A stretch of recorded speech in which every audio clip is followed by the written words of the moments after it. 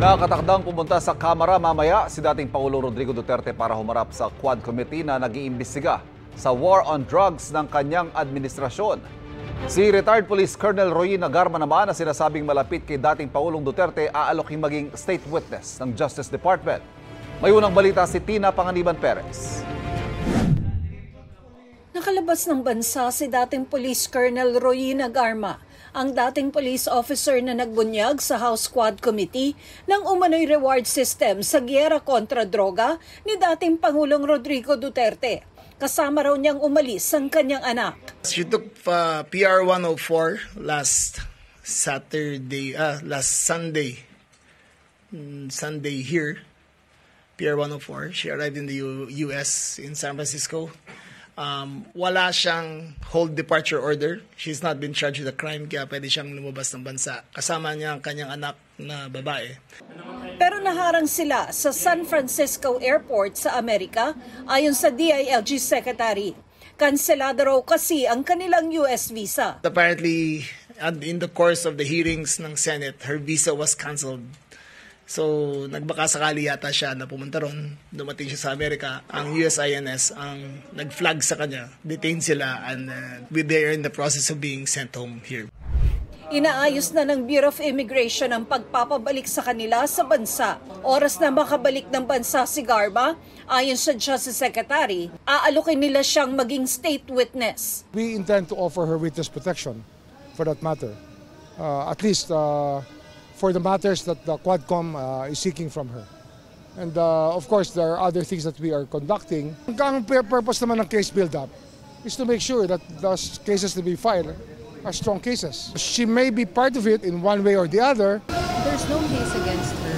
Pag uwi niya dito, she can just go home. She can, but we will offer her protection.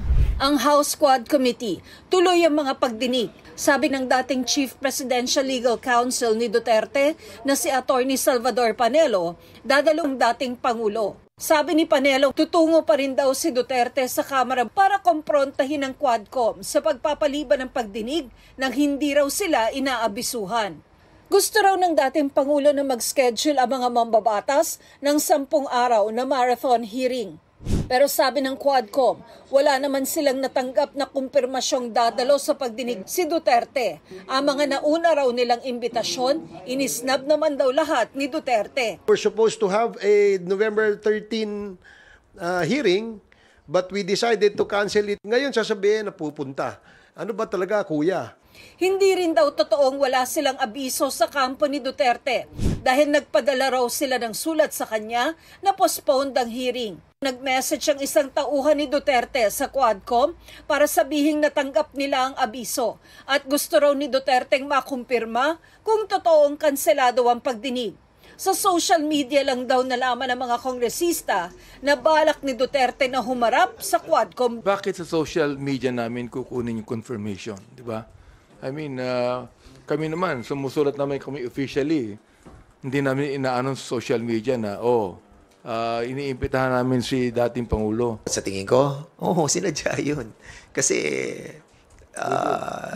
Sunday pa lang pinag-uusapan na to eh. Kaya nga, yun yung, yung style di ba? And to make it appear na tayo yung umaatras sa ganitong klase ng invitation. Ayon sa Quadcom, hindi nila pwedeng ituloy ang pagdinig para lang kay dating Pangulong Duterte dahil hindi lang daw ito ang imbitadong magsalita. Isa pa, may 3-day rule ang Kamara kung saan kailangang abisuhan ang lahat ng dadalo sa isang pagdinig 3 araw bago ito idaos. Ito ang unang balita. Tina Panganiban Perez para sa GMA Integrated News. Kinumpirma ni House Quad Committee Lead Chairman Robert Ace Barbers na tuloy ang pagdinig nila ukol sa drug war ngayong araw.